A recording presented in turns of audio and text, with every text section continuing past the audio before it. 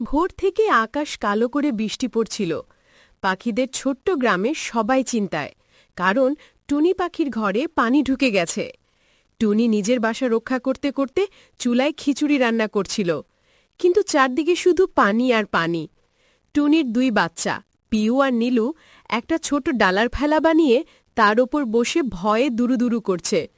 টুনি বারবার তাদের দিকে তাকিয়ে বলে, ভয় পেও না মা, মা আছি তো। ঠিক তখন পাশের গাছের ডালে বসা সাহসী পাখির টুকু ডানা পাখা ঝাঁকিয়ে ভেতরে ঢুকে বলল, টুনি, চিন্তা করো না, আমরা সবাই তোমার পাশে আছি। সে বাইরে গিয়ে আরও কয়েকটা পাখিকে ডেকে আনল। কেউ খড় আনল, কেউ পাতা, কেউ বাঁশের টুকরা।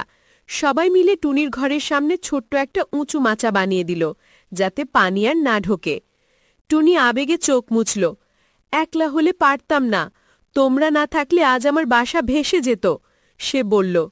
সন্ধ্যের দিকে বৃষ্টি থেমে গেল। টুনি গরম খিচুড়ি পাত্রে তুলে সবাইকে ডেকে বলল, চলো সবাই মিলে খাই, আজকের খিচুড়ি সাহাধ্যের স্বাদে মেখে আছে।